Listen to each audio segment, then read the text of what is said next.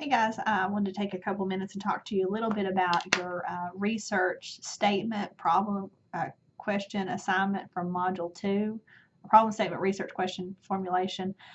This assignment, I'm working on grading right now. I have went through grading your discussions, which was intended to help you formulate your research statement and problem statement and research question, and gave you guys feedback on that. However, I'm still working through all the assignments that were submitted, so just bear with me. I hope to have those done in the next couple of days. But even so, in grading through those discussions and some of the statements, I see some common themes, so I wanted to address with you guys. This problem statement research question assignment is the first step in your research process. This is helping you formulate your topic. So this is a very important part, and oftentimes this is the hardest part, just nailing down the topic and getting everything squared away. But in this particular assignment, you were to follow the format in section 6 of the workbook. And I think we have a disconnect on that based on the assignment, because I'm not seeing a lot of that, many of you guys following that format. So really, you need to look at that section 6. It can be very helpful in the workbook. The overall theme of that is you have 4 sections you really address in the assignment. Okay, so the first section is your problem statement. This is overall broad view of what you're looking at. Okay, it's a very broad statement. It's a statement, not a question. You're stating what the problem is overall from a broad perspective. So as a practical example, in some research that I've done myself, if we're looking at folks receiving inpatient substance abuse treatment, through detox or like 30, 90-day program, something like that. Oftentimes you see this, people leave treatment early, a lot of times against medical advice, especially if it's a medically assisted treatment. So, that's a huge issue in the substance abuse realm. So if I'm thinking about my problem statement for that particular issue, just as an example, it may be something like, many individuals receiving inpatient substance abuse treatment do not complete treatment. Simple problem statement. Okay, that just says exactly what the problem is. Okay. From there, section 2 is more about your information regarding the problem. Okay, you said what the problem is, but you got to explain it now. So you explain a little bit more about why, leaving treatment, the statistics or the information behind people leaving treatment, that kind of thing. So the more information about your particular problem and why it's a problem. Okay, then that information has to be based on the literature. You have to be able to cite it. You have to be able to have references that that back that up, because that's the intention of that. This is explaining the problem based on the evidence that's there, which is the literature. Okay. Your third section is more, this is the part where you kind of get to sell it. Okay, this is what I call a sales pitch. You're explaining why it's important, and this is like the section 2 and 3 are kind of paragraph forms, and you're providing citations.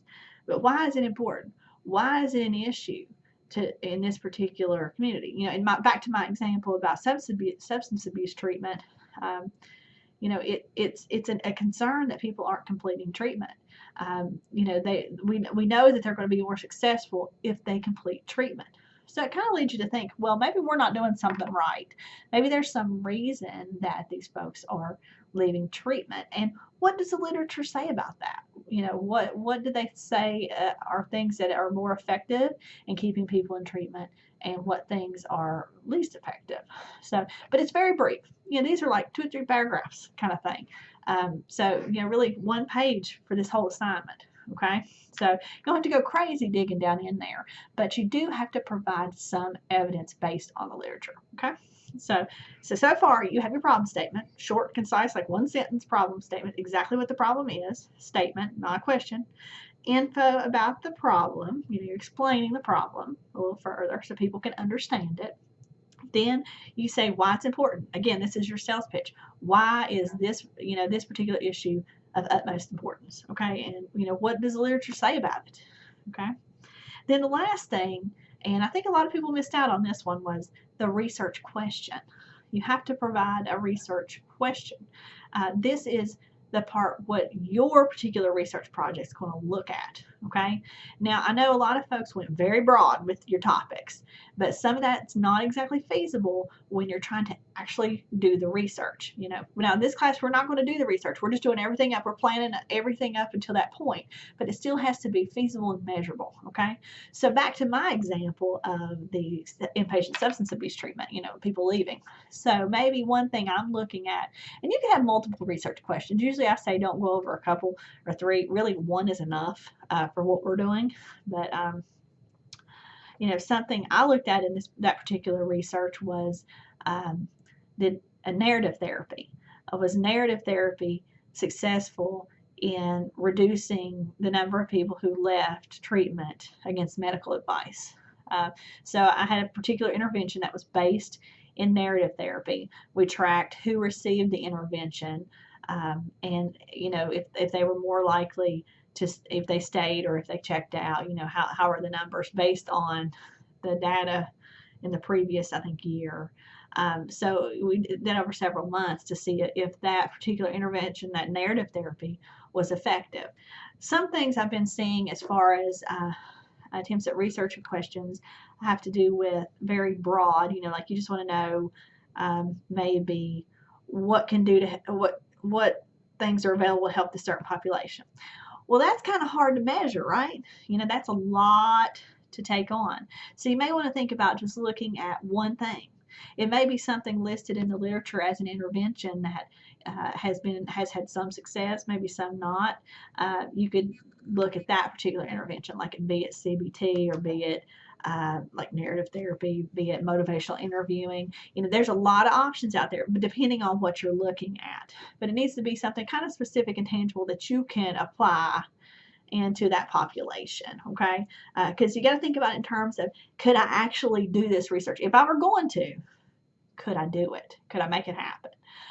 So that's what you would have in your research question. It'd be just a question. You might have a question or two there, at the end, but it all has to tie back up into your project. Just like mine, my problem statements talked about how individuals do not complete treatment. And we talked about in my information, I'd provide information about, how many times people leave, that kind of thing, why it's very important, why people need to stay in treatment. And then I offered a solution to that to see, we're going to test that solution to determine if it is feasible or not. And, you got to remember, research is not always just about finding out new information. Research oftentimes is replication, meaning if someone else has already completed research on the effectiveness of, like in my particular instance, narrative therapy on an inpatient substance abuse treatment, if it's effective in reducing people leaving treatment, me doing it again is still a good thing because it contributes to the body of knowledge.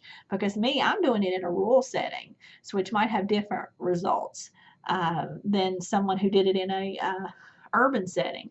So, I mean, there's always good in replication as well. It strengthens the body of knowledge research is looking for.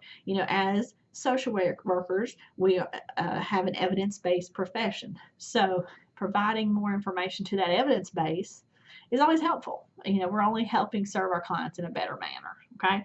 So just remember 4 sections. This is based more on fact, not on your opinion, not on what you think the issue is. So be sure to provide in-text citations, references at the end for any kind of, statement of fact that you're bringing in your assignment. So be sure, because that's important. We want to make sure we give credit where credit is due, for factual information. Okay. So anything that is not common knowledge needs to be cited. Okay.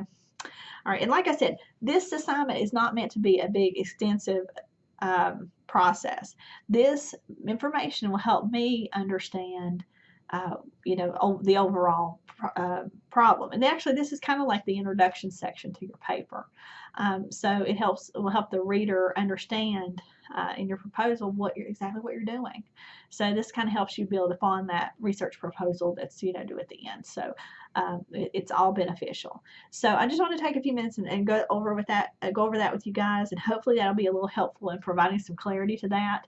And I think there was a little bit of disconnect there on that assignment, so I will be adding some more information to that where it's posted to try to help mitigate some of those issues. So, but keep in mind, this is not a graded assignment. This is just approved or not approved. So when you get your assignment back, be sure to read the feedback and look in there. And if you have a not approved up at the top, you need to make some changes and resubmit.